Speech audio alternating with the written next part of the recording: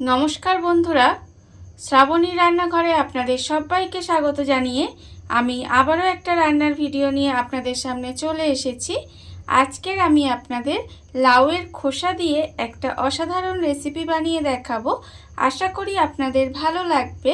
তার জন্য কিন্তু আমার পুরো ভিডিওটা আপনাদের দেখতে হবে। আর দেখা শুরু করার আগে একটা লাইক দেবেন, সুন্দর একটা কমেন্ট করবেন আর শেয়ার করতে ভুলবেন না। তাহলে চলুন আজকের আমি এই লাউয়ের খোসা দিয়ে কি বানাই সেটা আপনারা একবার দেখে নিন। লাউয়ের খোসার এই রেসিপিটা বানানোর জন্য প্রথমে আমি এখানে দেখুন লাউয়ের খোসা নিয়ে নিয়েছি। আর লাউয়ের খোসাগুলো কিন্তু আপনারা দেখতেই পাচ্ছেন। দেখুন আমি কিন্তু এইভাবে সরু সরু করে কেটে রেখেছি। আর লাউয়ের খোসাটা কিন্তু এইভাবে সরু সরু করেই কেটে নিতে হবে। কেটে আমি ধুয়ে ভালোভাবে পরিষ্কার করে রেখেছি। আর অন্যদিকে দেখুন গ্যাসটা অন করে একটা কড়া বসিয়ে দিয়েছি। কড়ার মধ্যে দিয়েছি আমি বেশ কিছুটা জল। এবারে আমি এই জলের মধ্যে দিয়ে দেব লাউয়ের খোসাগুলো।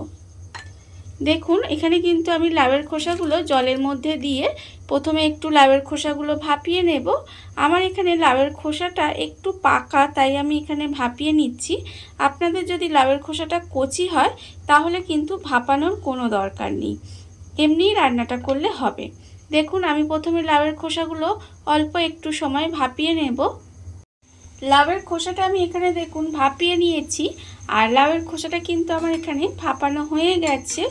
দেখুন খুব বেশি সময় ধরে কিন্তু আমি লাউয়ের খোসাটা ভাপাইনি, 5 থেকে 7 মিনিট মতো আমি লাউয়ের খোসাটা একটু ভাপিয়ে নিয়েছি। আর আপনারা দেখে বুঝতেই পাচ্ছেন যেটা কিন্তু ভাপানো হয়ে গেছে। এইবারে আমি লাউয়ের খোসাটাকে খুব ভালোভাবে জলটা ঝারিয়ে নেব। জলটা ঝারিয়ে নিয়ে আলাদা করে তুলে রেখে দেব।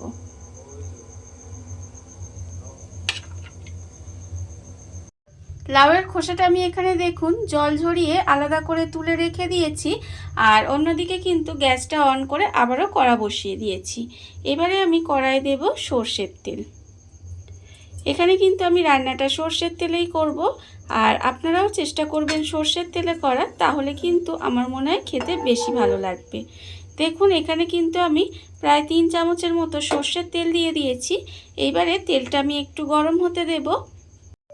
তেলটা আমার এখানে দেখুন গরম হয়ে গেছে। এইবারে আমি তেলের মধ্যে দিয়ে দেব, এখানে আমি বেশ কিছুটা মটর ডালের বড়ি রেখেছি, সেই বড়িটা আমি তেলের মধ্যে দিয়ে দিলাম। দিয়ে বড়িটাকে কিন্তু প্রথমে খুব ভালো করে ভেজে নিতে হবে। বড়িটা আমি এখানে লাল লাল করে ভেজে নেব। আর এমন করে বড়িটা ভাজতে হবে যাতে বড়িটা পুড়ে না যায়, অথচ সুন্দরভাবে ভাজা হয়ে যায়। এইভাবে কিন্তু প্রথমে বড়িটা খুব ভালোভাবে ভেজে নিতে হবে। বড়িটা আমার এখানে দেখুন ভাজা হয়ে গেছে। এইবারে আমি বড়িটাকে আলাদা করে তুলে রেখে দেব। বড়িটাকে কিন্তু আলাদা করে তুলে রেখে দিতে হবে। বড়িটা আমি এখানে আলাদা করে তুলে রেখে দিয়েছি। আর এবারে আমি ওই তেলের বড়ি ভাজার তেলের মধ্যেই রান্নাটা করব। তার জন্য আমি প্রথমে তেলে দিয়ে দেব একটা শুকনো লঙ্কা, এইভাবে একটু ভেঙে রেখেছি, সেই শুকনো লঙ্কাটা আমি দিয়ে দিলাম। এবারে আমি এর মধ্যে দিয়ে দেব অল্প সামান্য একটু কালো জিরে ফোড়নে দিলাম। কালো জিরে আর শুকনো লঙ্কাটা খুব ভালোভাবে একটু ভেজে নেব। যখন দেখবেন এটা সুন্দরভাবে ভাজা হয়ে গেছে, এইবারে আমি এর মধ্যে দিয়ে দেব যে লাউয়ের খোসাটা আমি এখানে ভাপিয়ে রেখে দিয়েছিলাম, সেই লাউয়ের খোসাটা আমি এর মধ্যে দিয়ে দিলাম।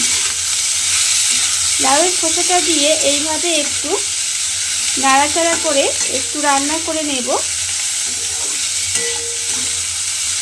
এইভাবে একটু প্রথমে লাউয়ের খোসাটা রান্না করে নিতে হবে। লাউয়ের খোসাটা তেলের মধ্যে দিয়ে আমি কিন্তু এইভাবে গ্যাসটা লোতে দিয়ে 2 মিনিট মতো একটু রান্না করে নিয়েছিলাম। দেখুন এইভাবে কিন্তু প্রথমে একটু রান্না করে নিতে হবে। আর আপনারা অনেকেই আছেন যে লাউয়ের খোসা ফেলে দেন, আবার অনেকে রান্না করে খান। লাউয়ের খোসা ফেলে না দিয়ে এইভাবে একবার হলেও বাড়িতে বানিয়ে দেখবেন, গরম ভাত দিয়ে খেতে কিন্তু অসাধারণ লাগে। দেখুন এটা কিন্তু আমার একটু ভাজা হয়ে গেছে।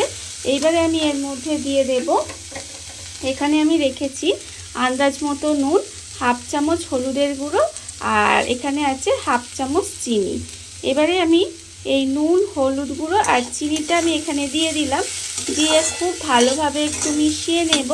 মিশিয়ে নিয়ে এইভাবে কিন্তু আবারও কিছুক্ষণ একটু রান্না করে নেব। দেখুন এইভাবে কিন্তু আবারও একটু রান্না করে নিতে হবে। নুন, হলুদ গুঁড়ো আর চিনিটা দিয়ে আমি এইভাবে নেড়ে চেড়ে 1 মিনিট মতো একটু রান্না করে নিয়েছি। দেখুন এটা কিন্তু খুব ভালোভাবে মিশে গেছে। এইবারে গ্যাসটা লোতে দিয়ে একদম এইভাবে ঢাকা দিয়ে 2 মিনিট মতো রান্না করে নেব। আবারও গ্যাসটা লোতে দিয়ে লাউয়ের খোসাটা দেখুন এইভাবে ঢাকা দিয়ে 2 মিনিট মতো একটু রান্না করে নিয়েছিলাম। এর ফলে দেখুন একটু ভাজা ভাজা মতো হয়ে গেছে। আবারও কিন্তু এটা এইভাবে নেড়ে নেড়ে একটু রান্না করে নিতে হবে। যতক্ষণ এটা রান্না হচ্ছে ততক্ষণ আমি এখানে দেখুন এখানে আমি বড়িগুলো ভেজে রেখে দিয়েছিলাম। সেই বড়িগুলো কিন্তু আমি এইভাবে হাত দিয়ে গুঁড়ো করে নেব। দেখুন হাত দিয়ে এরকম চাপ দিলেই কিন্তু বড়িগুলো গুঁড়ো হয়ে যাচ্ছে। আর সমস্ত বড়িগুলো কিন্তু আমায় প্রথমে গুঁড়ো করে নিতে হবে। বড়িগুলো দেখুন আমি কিন্তু এখানে গুঁড়ো করে নিয়েছি। আর অন্যদিকে লাউয়ের খোসাটাও কিন্তু দেখুন এখানে কিন্তু প্রায় রান্না হয়ে এসেছে। যখন দেখবেন এইভাবে লাউয়ের খোসাটা রান্না হয়ে এসেছে তখন আমি এর মধ্যে দিয়ে দেব এখানে আমি যে বড়িগুলো গুঁড়ো করে রেখেছিলাম সেই বড়িগুলো দিয়ে দেব। আর আমি দেব এখানে গোটা পোস্ত। এখানে আমি 1 চামচ মতো গোটা পোস্ত রেখেছি, সেই পোস্তটাও দিয়ে দেব। দিয়ে খুব ভালোভাবে লাউয়ের খোসার সঙ্গে মিশিয়ে এইভাবে একটু রান্না করে নেব। দেখুন এইভাবে কিন্তু আবারও আমি 1 মিনিট মতো একটু রান্না করে নেব। ভাজা বড়ি আর পোস্তটা দিয়ে আমি কিন্তু আবারও 1 মিনিট মতো একটু রান্না করে নিয়েছি। দেখুন রান্না কিন্তু আমার প্রায় হয়ে গেছে। এবারে আমি এর মধ্যে দিয়ে দেব 2টো চেরা কাঁচা লঙ্কা। চেরা কাঁচা লঙ্কা দিয়ে আবারও কিন্তু একটু এইভাবে রান্না করে নেব। আর এটা কিন্তু একটা পুরনো দিনের রান্না। এটা এখনকার আর অনেকেই করে না, আবার অনেকে করে।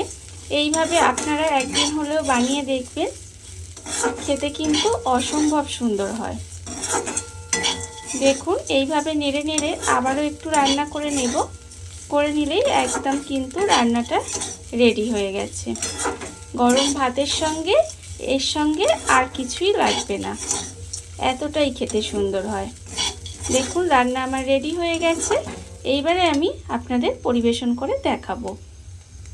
দেখুন বন্ধুরা, বাড়িতে থাকা কত অল্প উপকরণে কত অল্প সময় কত সুন্দর একটা লাউয়ের খোসার রেসিপি তৈরি হয়ে গেছে, আপনারা দেখতেই পেলেন। আর এটা কিন্তু গরম ভাত দিয়ে খেতে ভীষণ ভালো লাগে। এইভাবে আপনারাও একদিন হলেও বাড়িতে বানিয়ে দেখতে পারেন। আর এই ভিডিওটা যদি আপনাদের ভালো লেগে থাকে, আপনারা যদি ফেসবুক থেকে দেখে থাকেন পেজটি ফলো করে দেওয়ার অনুরোধ রইল। আর যদি ইউটিউব থেকে দেখে থাকেন চ্যানেলটি সাবস্ক্রাইব করে নেওয়ার অনুরোধ রইল।